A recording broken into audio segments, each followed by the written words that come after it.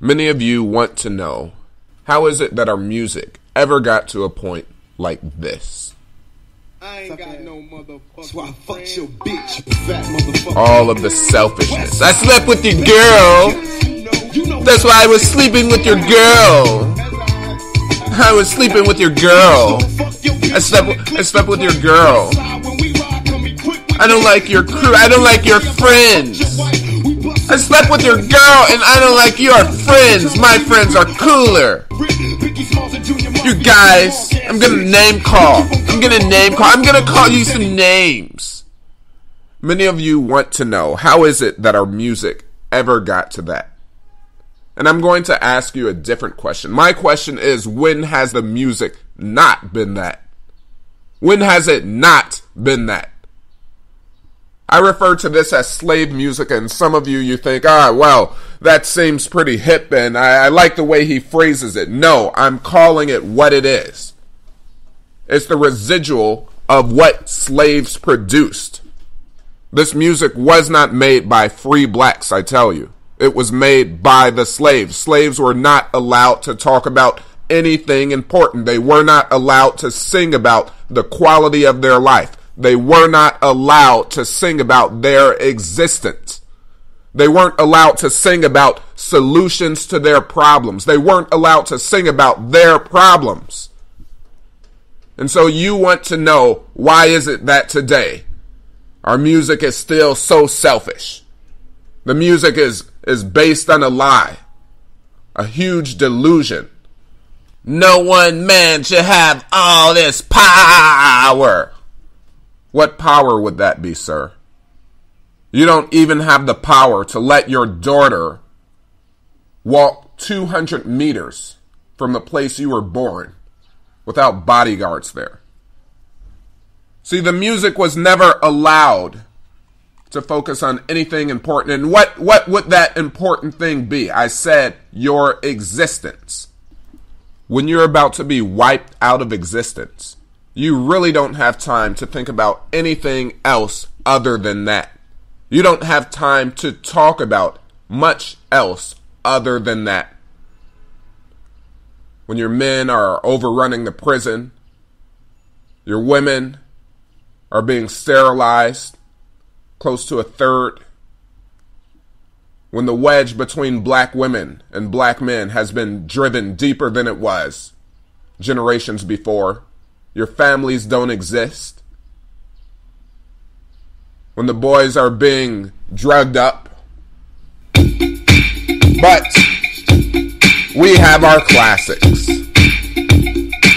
We have our classics. And at least music used to be good. It wasn't like long ago. It wasn't like long ago they were singing about something important. I guess it's just today, 2014, that the selfishness started. Because I mean, before, when they were the world's underdog, they were talking about that. Oh no. Hip hip hop. No, you're not telling me they were partying back then also. You're not telling me that the slave music is our classics. No, you're not going to say that the legends that we love, I am the Dr. Spot. No. Are you telling me that they were just talking about themselves for the whole 40 years of rap? Are you saying the whole existence of it? Are you telling me I've been duped from the moment I've opened my ears? From the moment my brain started functioning? I'm the CASS? Yeah, it's more about me. Let me talk about myself, because we're on that guillotine and it's really important. I've got more clothes than Muhammad Ali. I dress viciously. You see, this is that group delusion. He's lying. He's telling you, if you want to know why today in 2014, Lil Wayne can walk around saying, I'm Bill Gates and I have Bill Gates money, when that's clearly a lie. Listen to how far back this goes. Yeah, I've got Muhammad Ali clothes and I'm better and I've got more clothes than him. singing about sex. Ooh, why do they have to talk about sex? In 2014, why are they talking about sex and bitches? And that's not what we laid down for them. That's not the foundation they come from. On and on, let's party. Oh yeah, that's right. No more families, let's party. Let me tell you more about myself. Since we're on the guillotine, I think it's really important that we don't address that fact. Let's talk about me. Yeah, I'm a bad brother. Yeah. Start popping your fingers on the guillotine. Pop them. I said, damn. Bam on the guillotine. Throw your hands up. Don't move your head, though, because that's what's getting chopped off. Yeah, just let's dance and party. I'm not so tall. Hey, guys. You know, my face cute. Got some nice eyes. Some juicy lips. Smooth cheeks. Got a chin. My cheeks have dimples. Got these cute little ears. Kind of like a baby guy. I just thought you guys wanted to know that on the guillotine. Just thought you wanted to know about my juicy lips on the guillotine. Oh yeah, we're dancing on the guillotine. Woo!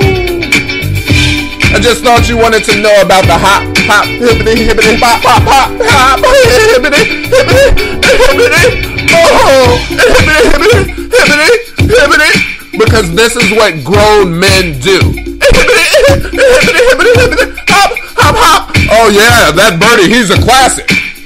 What did he do? Well, he wasn't talking about anything Malcolm X said was important to us or Marcus Garvey, because now we're the world's underdog, we're the underclass. He was talking about hippity, hippity, hop, hop, hippity, hippity, hit it, let's dance. I ask you, when has the music not been this? Dun, dun, dun, dun, dun, dun, dun. Gotta dance, hippity, hop. Because this is a classic. It's a classic. That's sweeter than honey, like a millionaire. Oh yeah, look at that girl. Look at that girl over there.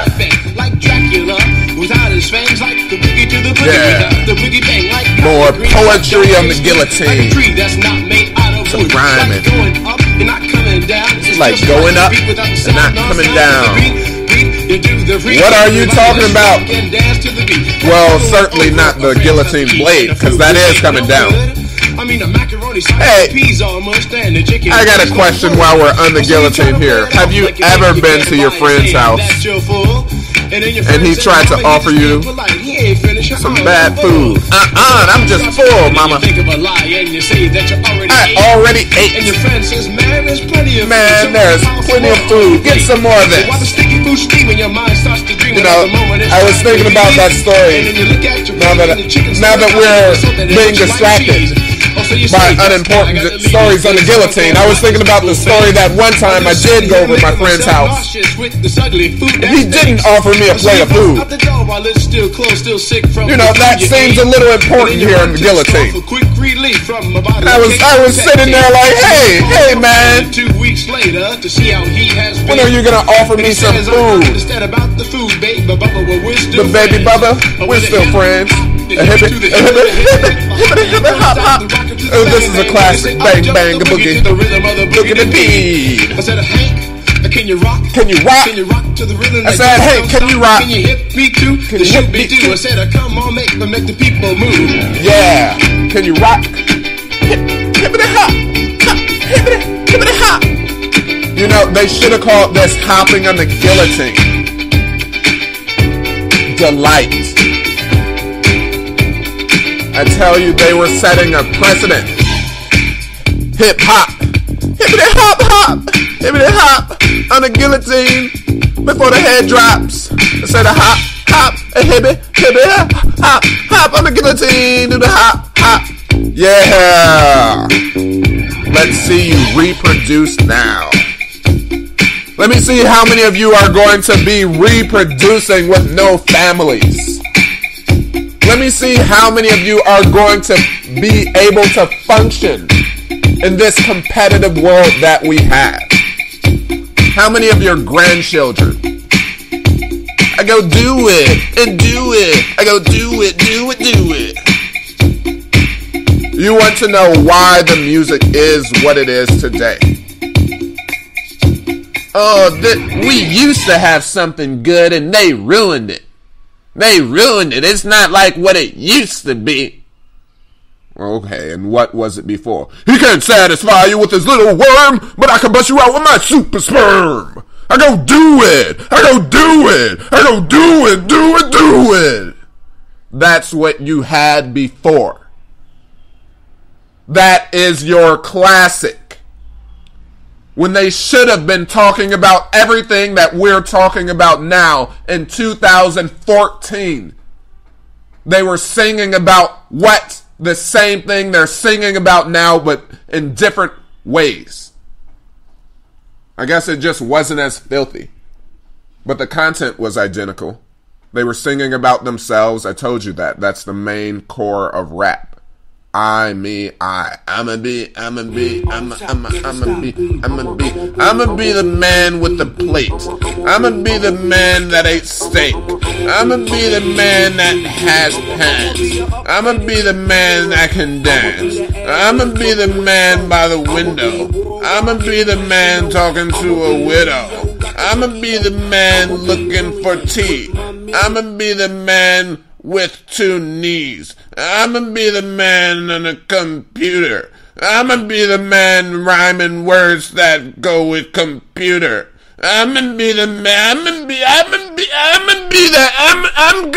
that man. I'm gonna be him. I'ma be him. Hey, I'ma be him. I'ma be that man. I'ma be that man. I'm gonna be that man.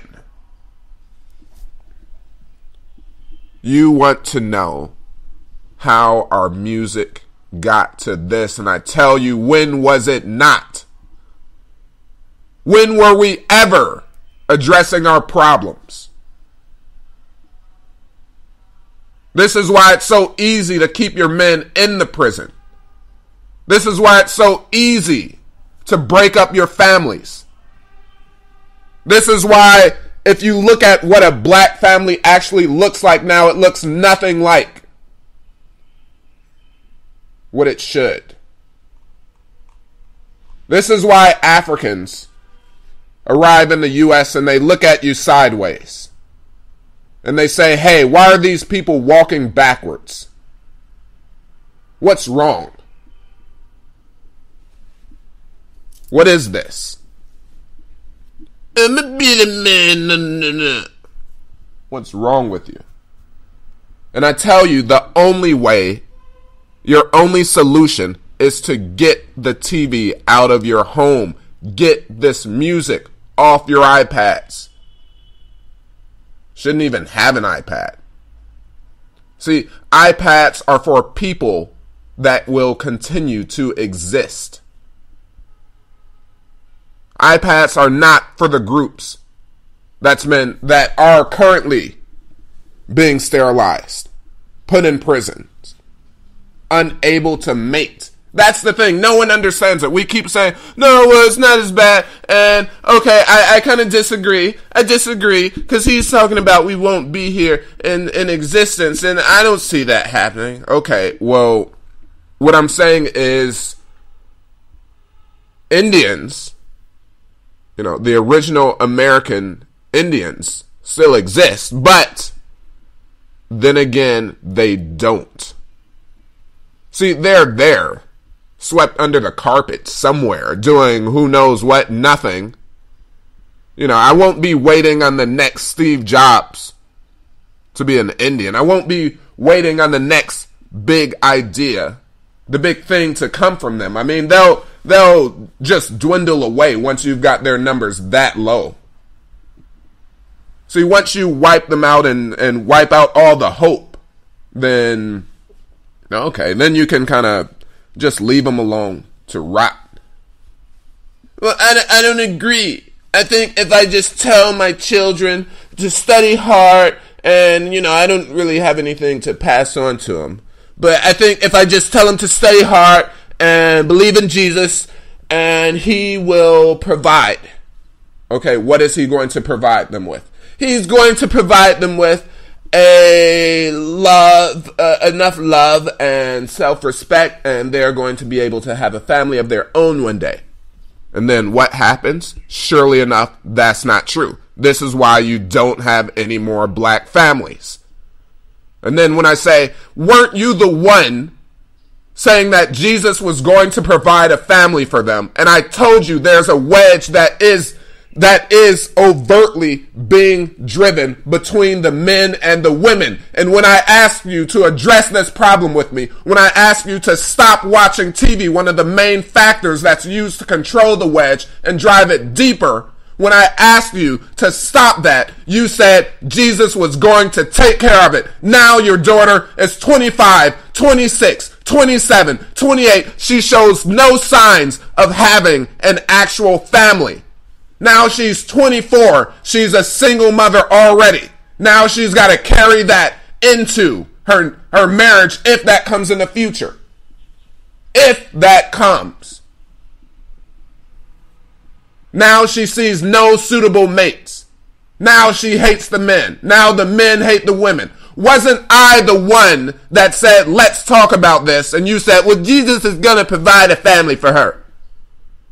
And then I ask you now that she's a single mother, now that she doesn't see any suitable mates, now that she hates the men, what's your answer? Well, that's just fate, and that's the world, and it's all part of God's plan. It's part of his plan. That's what he had planned. Are you telling me that he planned for me to come to you with a problem and say, hey, I've got a solution to this problem, and you were supposed to say, shut up, I'm not going to listen to your solution because I believe that it's going to be your will in the future that my daughter, my son, just remain alone, unable to continue their bloodline. That's part of the plan. That's what you want me to believe. When I say we're not going to be able to eat in the future in this competitive world of the rich versus the poor, and the poor just happen to be who? The poor just happen to be who? Black Americans make up roughly 12% of the population. With all of your Michael Jordans and your Oprahs and all of the stars that are put in front of your face, how much of the wealth, what percent of the wealth do we actually control? Who can answer that? This is why it's so important that they keep showing you LeBron James, Kobe Bryant, some other superstar, Oprah, ooh, here's another actor, Denzel, Will Smith. This is why it's so important that they continue to show you these people, because it's an illusion. At 12% with all of them, we have 0.05% of the wealth. I would like to ask you, how are you going to feed your families in the future? In this game of the rich versus the poor, where the rich are slowly exterminating the poor, where you've been used as a social experiment. And that's the thing. People say I'm always talking about color. Here.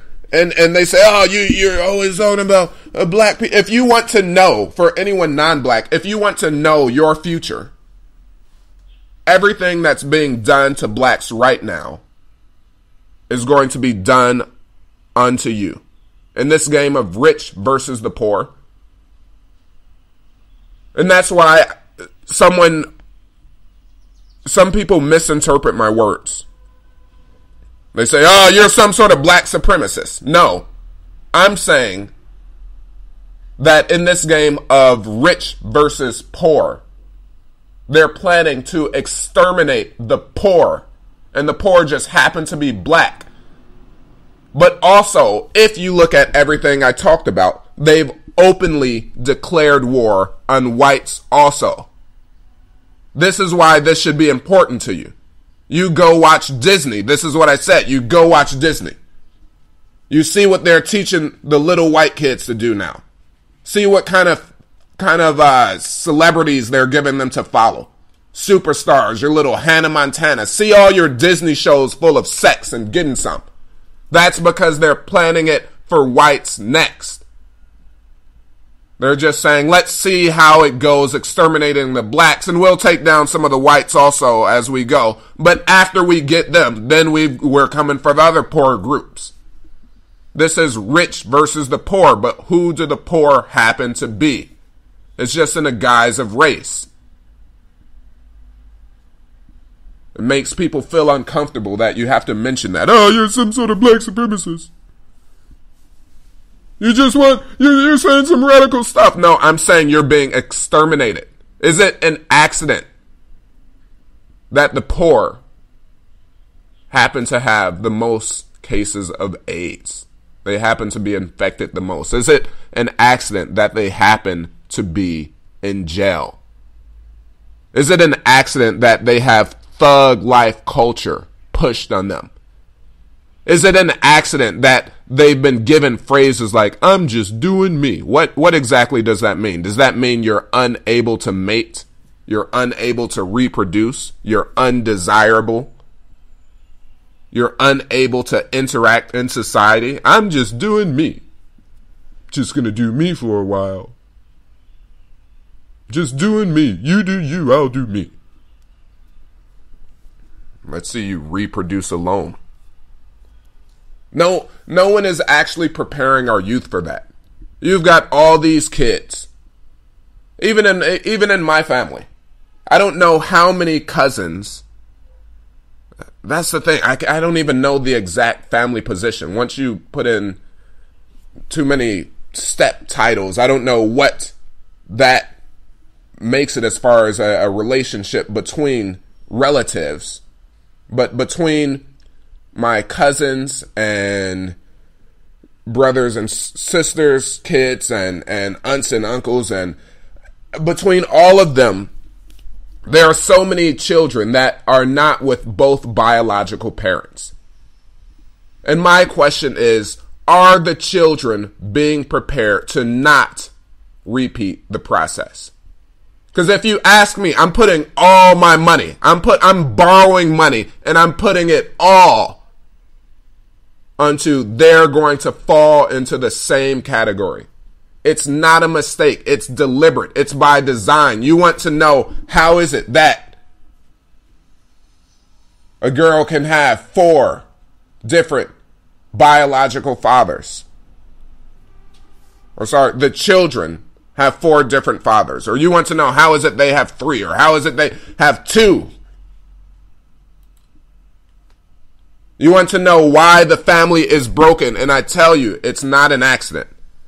You're like, well, yeah, they just made some bad decisions. People make bad decisions. I'm telling you, you've been designed to make these decisions. You're being pushed to make these. You're being influenced, and you wouldn't even know, because the power of TV is that great. This is why they use their code words. This is the language they give you.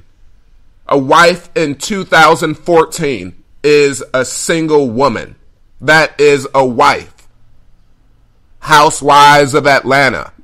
Who is she? Well, she's his ex-girlfriend. But the show is called Housewives. Yeah, but she's his ex-girlfriend, so she should be on the show. Yeah, but it's called Housewives. And who's the next girl? Well, she's his fiancée.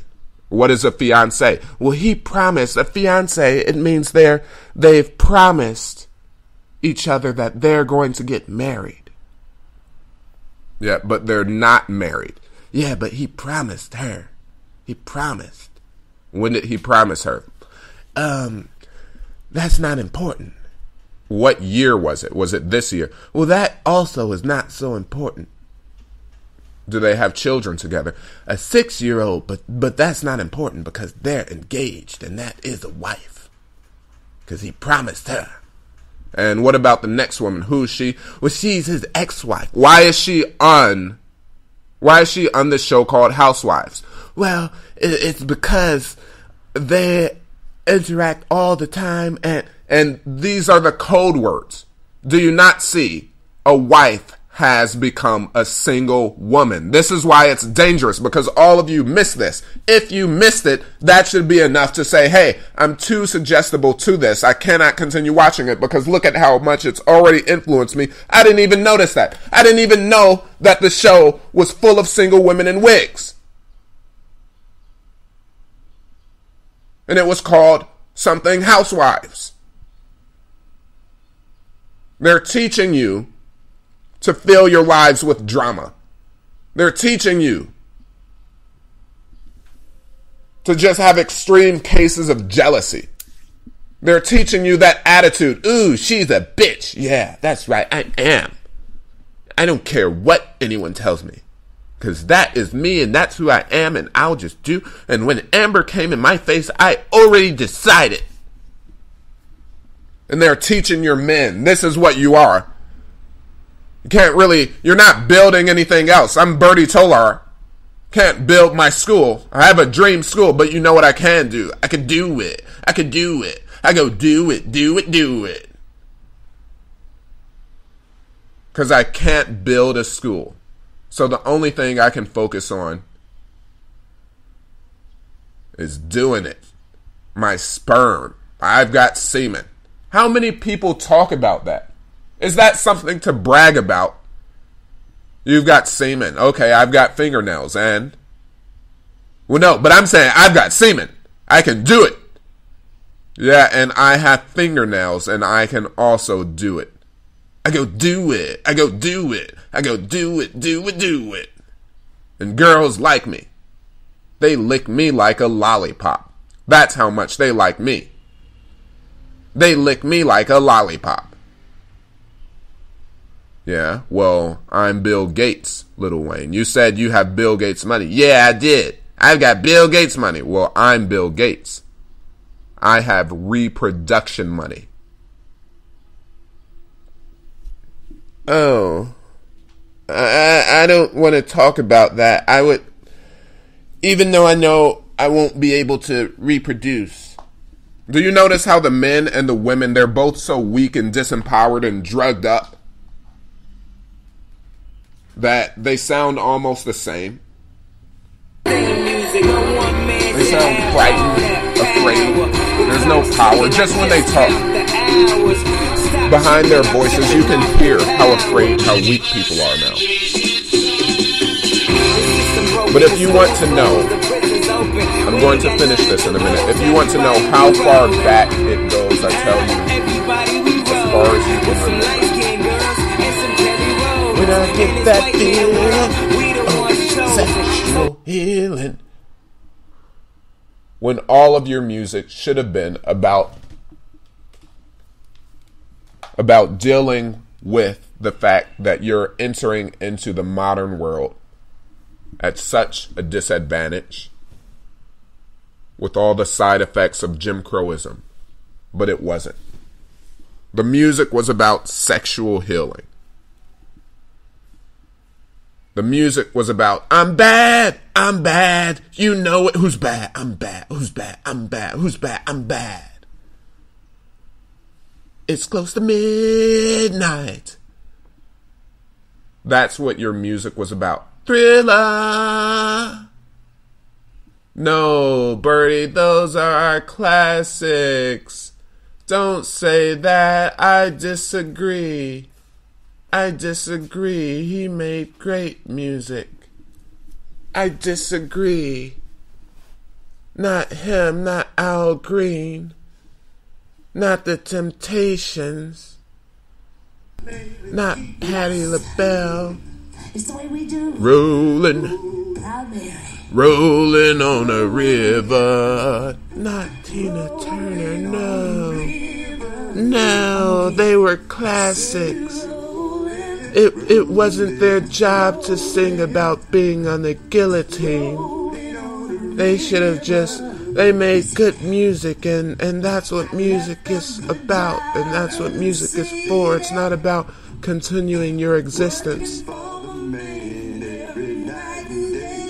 That's not what music is for. Do you see how white supremacy works? This is what someone's going to tell you. They're going to tell you this is not the purpose of music.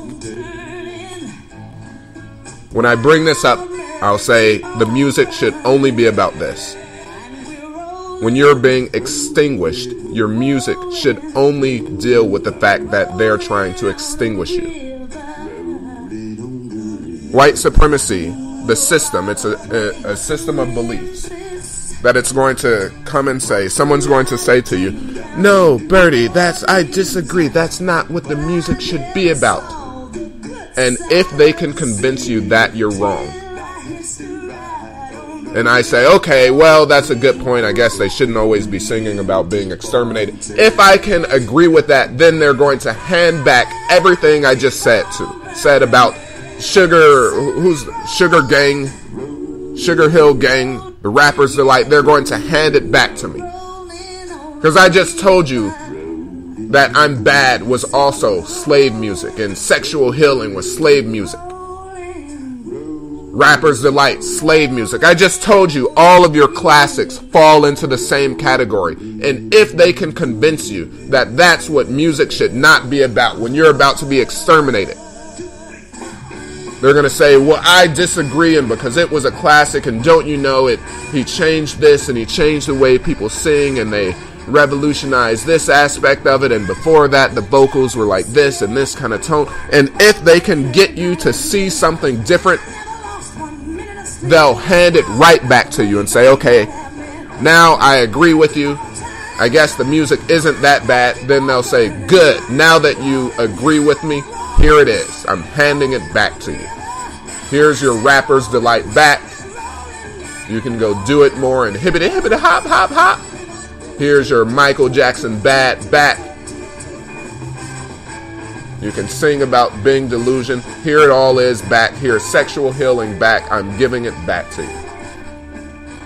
If they can get you to see a little light in the trash, because I told you all of it is trash. But if they can get you to say, oh, well, maybe I think just, I see what you're talking about. I do agree. I mean, Sexual Healing, that was a classic. And, okay, I agree. If they can get you to see just a little light in the trash, then they'll be ready to give the trash right back to you.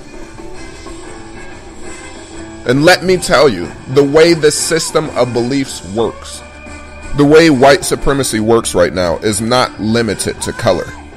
Don't be confused about that, because you're going to have black and white people alike tell you this. They're going to try to get you to see the light in the trash.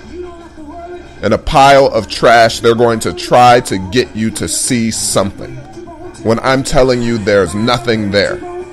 There's nothing behind it. They want you to see some light in Michael Jackson's I'm Bad when we're about to be exterminated. They're going to try to get you to defend it. And if they can convince you that there's a little something there, there's a little something there, there's something there worth protecting, worth saving, then they're going to give it back to you. Remember, it's set up so that slaves keep each other on the plantation. See, the master organized it all, but he set it up in a way so that other slaves would do it. So anytime there was a slave that came along and said, hey, we can escape, we can get off of this plantation, there was always one there to say, hey, wait a second. Now, things are not as bad as you say. I mean, we've got food here, yeah, things are not great, but at least we have food here. We've got water. We know what's here. Things may be much worse out there if we leave the plantation. It's designed so that Right when you're about to leave, you have a debate. And then what happens? What always happens? They can convince you to stay. They can convince you that, well, it's not so bad. The music, there's something there, because actually you have a chance to revolutionize music. If you take everything I'm saying, if you eliminate all the selfishness, if you only make your music about problems in the context of having solutions and the actions that need to be taken, you can revolutionize music itself and your future. But many of you, you don't believe you deserve a better future.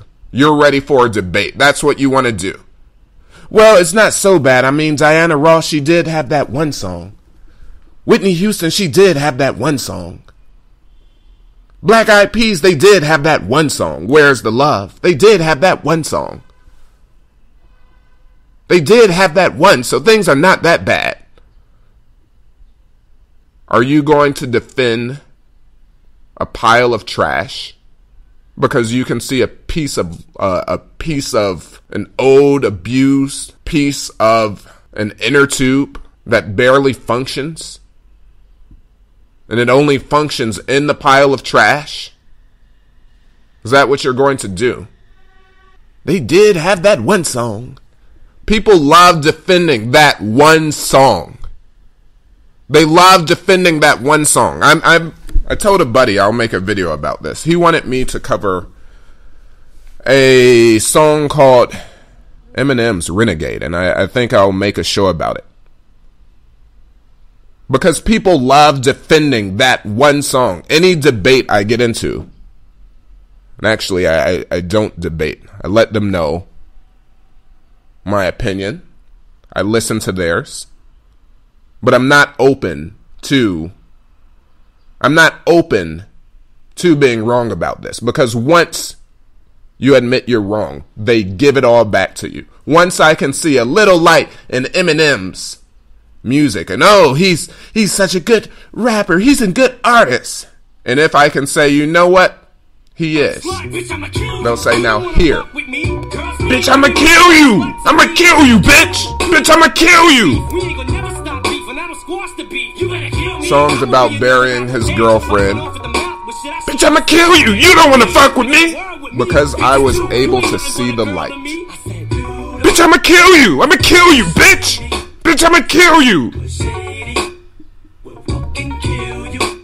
That's why we go through such extremes, because it's all about keeping you on the plantation. Right as you're about to leave, they'll say, remember that one day, 6 years ago, 7 years ago, on Christmas Eve, where Master, he gave us a strand of thread. Remember that. His eyes lit up and he showed kindness to us. How can you turn your back on Master now? Remember that one day. Yeah, I know he beat us and whipped us and our backs all scarred and your neck is slightly broken and twisted and cocked and you've got a hunchback. But remember that one day? How can you forget that one day where Master showed kindness to us? He showed mercy. He gave us a little pat on the head. Remember after he raped your wife? He kissed her on the cheek. How can you even speak? How do you have the audacity to speak about leaving the plantation now? Remember that one song? We are the world. We are the children. Remember that. Remember that one song? How could you get rid of all of this, baby? We are the ones to make a better day, so let's start giving. Remember that one song? Remember there was that one song about help. Remember that? Don't you remember? Do you remember? Remember the time? Well, that one was about love. No. Don't remember that. Okay. No, you've got to remember the one that was about empowering us. You don't have to get rid of all the music. If you don't like it, then let's go through the trash. Let's go through this mountain of trash and handpick. Let's handpick the flowers in the trash. Let's sit down and listen to 1,000,000 songs, and let's find the dozen. I mean, Michael Jackson, he's the king of pop. Let's sit down and listen to the songs that were about helping each other and healing. Healing. Let's go through each one. Thriller. Okay, that was not anything useful to us today. Been the two of us. Nope, not useful for us being on the guillotine. You know I'm bad. Nah, that's also not so useful. It don't matter if you're black or white. Also not so useful. Good point, but not so useful. And what else? What else do we have? Jam. Come on, jam. That's also not so useful today.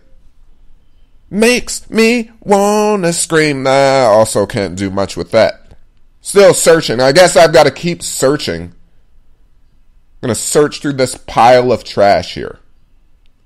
This large pile of trash. I'm just going to go and search through and see if I can find one song to uplift me. Although in the process of going through all the trash, my hands and body and soul is getting pretty dirty.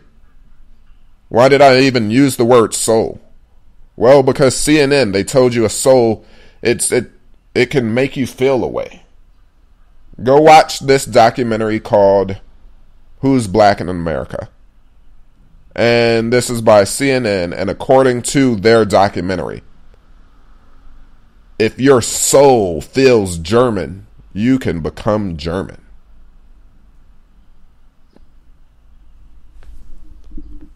Let's keep searching the trash. Let's keep searching the trash. You know, Tupac, he did have that one song also. He had that one song. That's why fuck your bitch, not you fat mother. No, not that song. He did have this one song with a message. Me and my girlfriend lost in the city with 9-5 buck. Then the shots ring out, buck. No, not that song. He had this one song. Let's not get rid of him. He was the classic. He was the godfather of rap. He had that one song. Which one was it? How many brothers fell victim to the streets? Rest in peace, young brother. There's a heaven for a G. No, not that one. He's just singing about his dead friends that he couldn't actually stop from going down the wrong path like he himself were going. No, not that one. But he had this one song. Let's keep listening. Let's go find it so we can defend the whole trash heap based on an exception. Do you not understand? This is like defending Hitler based on the fact that when he was 2 years old, he smiled at an old lady on the bus. He did have that one, he did do that one good thing that one day. He did help that old Jewish lady cross the street when he was 16. And then you have Jews defending him. That would be the equivalent of them defending Hitler because he helped an old lady cross the street when he was in high school. Well, that one day he did do this. The fact that you have to go back to one occasion out of thousands. One out of thousands. And that is your evidence that this is worth saving. The fact that there was 1 out of 1,000.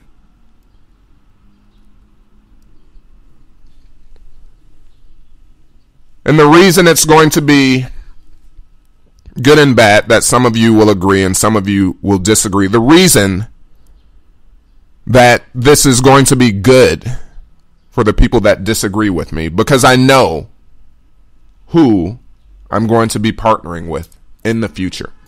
See, the people that disagree, in a way, I'm glad, because I know my children and your children will not be interacting. I'm going to do everything in my power to make sure they do not cross paths. Just like your children and the Obama girls won't be crossing paths. And if they do, it's going to be on a rare occasion. Unplanned. But see, the families that have the slave box in their home, I promise you this, my daughter won't be staying over there. I don't care who they are. I do not care who they are. My daughter will not be going over their house, will not be spending the night ever, ever, ever. See, these disagreements let me know where you stand, because I'm looking at your actions. I don't care about if someone says, well, I kind of see what you're saying. I'm looking for actions. Because if you can see what I'm saying, yet you still keep the slave box in your home, then you're of no use to me. You're of no use to the movement. You're of no use to the poor. You're of no use to humanity, because you cannot fight with your actions. And because you are no use, there's no purpose in us even getting close. Because we're going down two completely different roads. I know that. Some of you, you're just like, well, I don't think you should do that because we can still interact. No, we can't. No, we cannot. I won't be going down that way. I don't make any detours. Let's just hang out and watch a movie. No, we will not.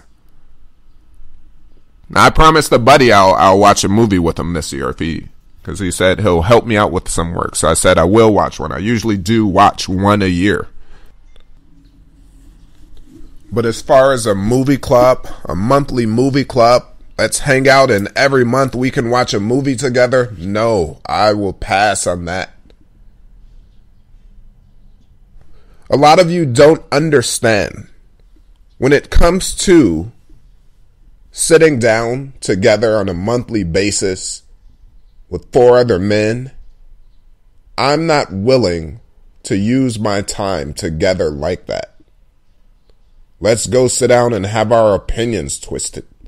Let's have our perception changed. I'm not willing to do that. Fox and Disney and Time Warner do not need any more influence over my life. Now, if you want to sit me down and watch a movie with you, I'll sit down and watch yours. That's what I'll do. I'll watch yours. See, I'm not so anti-TV and anti-movie that I wouldn't watch yours. You know, if as my friend you come to me and you say, hey, Bertie, this is what I produced. Here's why. I want you to take a look at it. Now I'm willing to listen. See, I owe you guys my time because you're who I'm trying to work with. You're who I care about.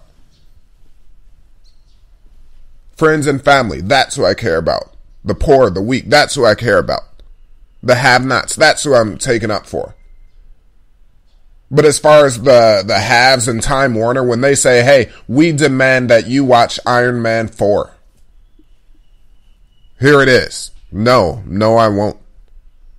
Don't even tell me about it. I don't even need to know what number you're on. New Superman, okay, I don't need to know what number that is. But don't you care who plays Superman? No, I don't. Don't you care who plays the new Batman? No, I don't.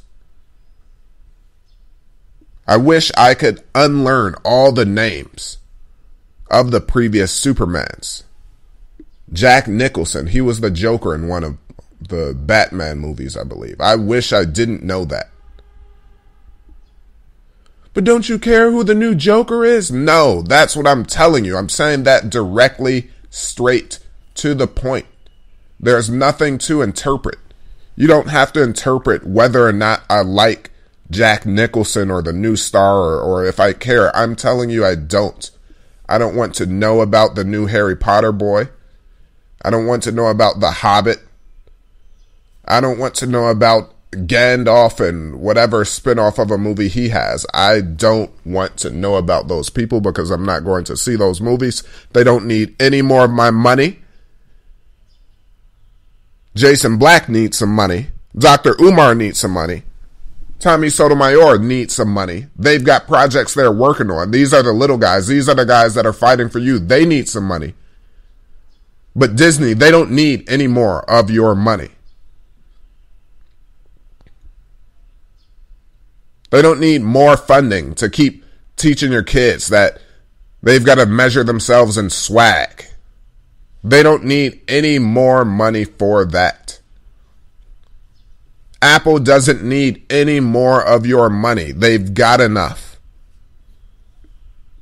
We love making everyone else rich except ourselves.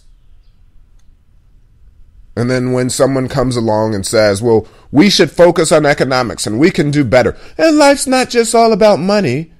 We shouldn't, oh no, let's just focus on being happy.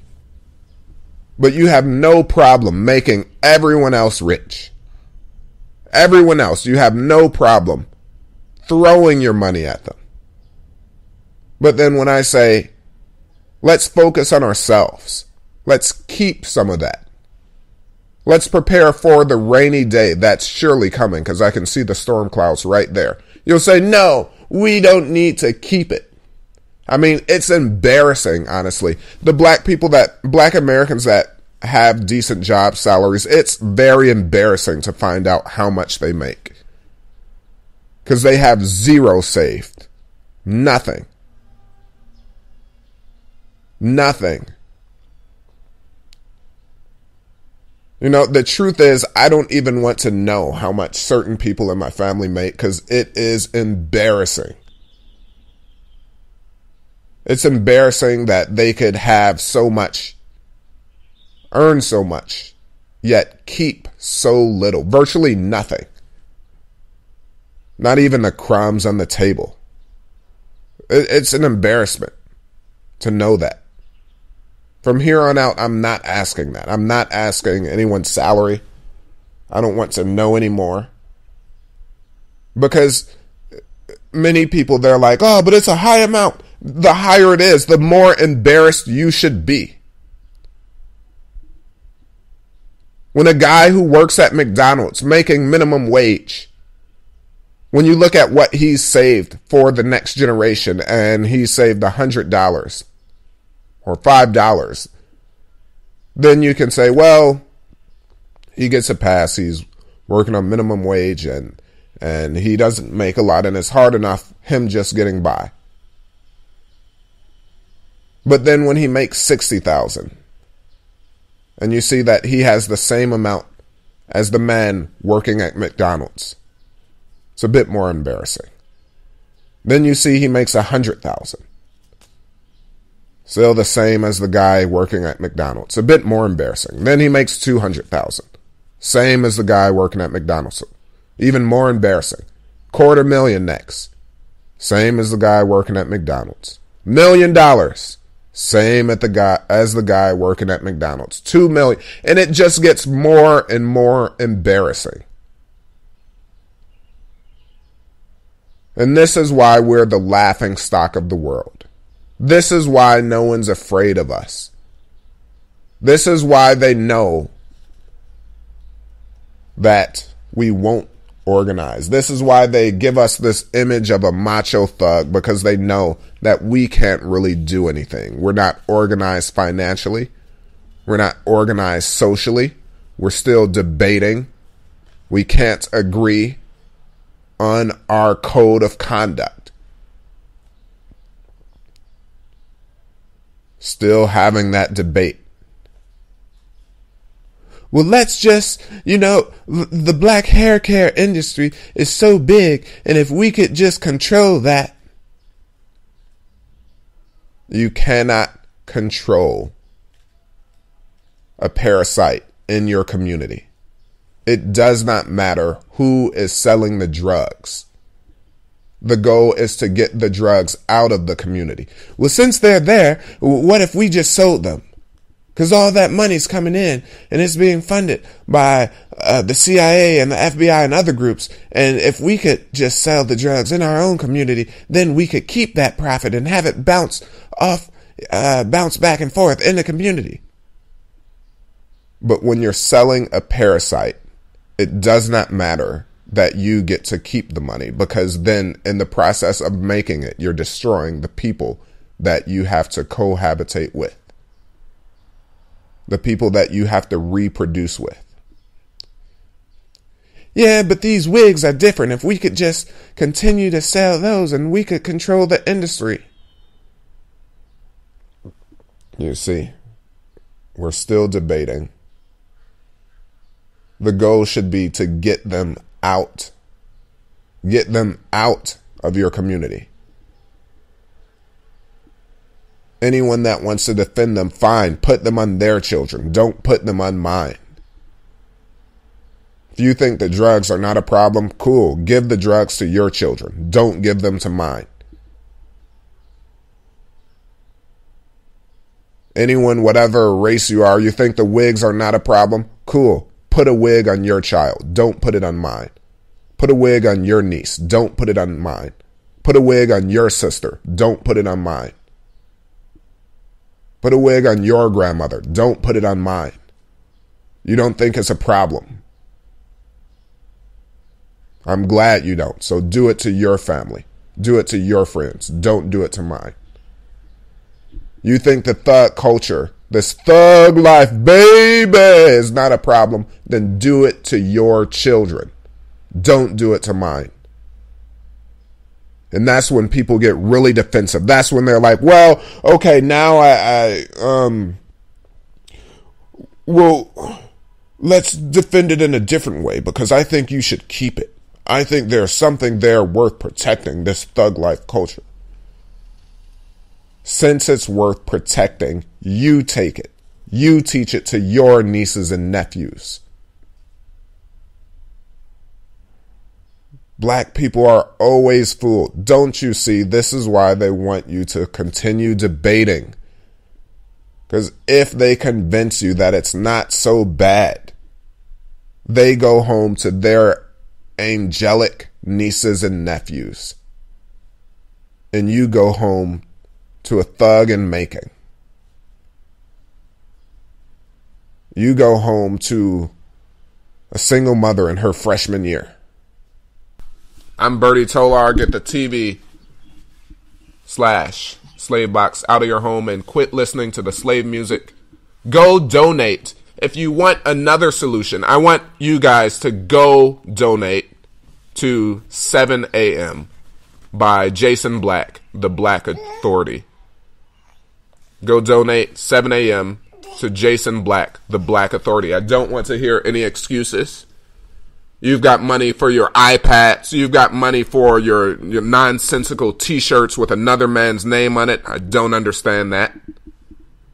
I'm very happy that I have this Ralph Lauren polo shirt. Why is that? Well, because it's a Ralph Lauren and it has his name on it. Okay, but you're a man. Yeah, but as a man, I like putting another man's name on my chest. Makes me feel very manly. And why is that? Well, because there's nothing to me as an individual. I don't have any real power, so I get power from putting another man's name on my chest and in my pants near my buttocks. I've got his name, Ralph Lauren. The tag is in my jeans near my button. That makes me manly. So you had money to go give Ralph Lauren and Carl Can I? Carl, can I get in your jeans? Can I put your name near my genitals? Carl, can I do that? Yeah, you can. Please do. So you had money to give Carl Can I and Nike and all these other people that have no interest in helping you. I want you to go donate to Jason Black, the Black Authority. The project's name is 7 a.m. Go donate. I'm Bertie Tolar. Get the slave box out of your home.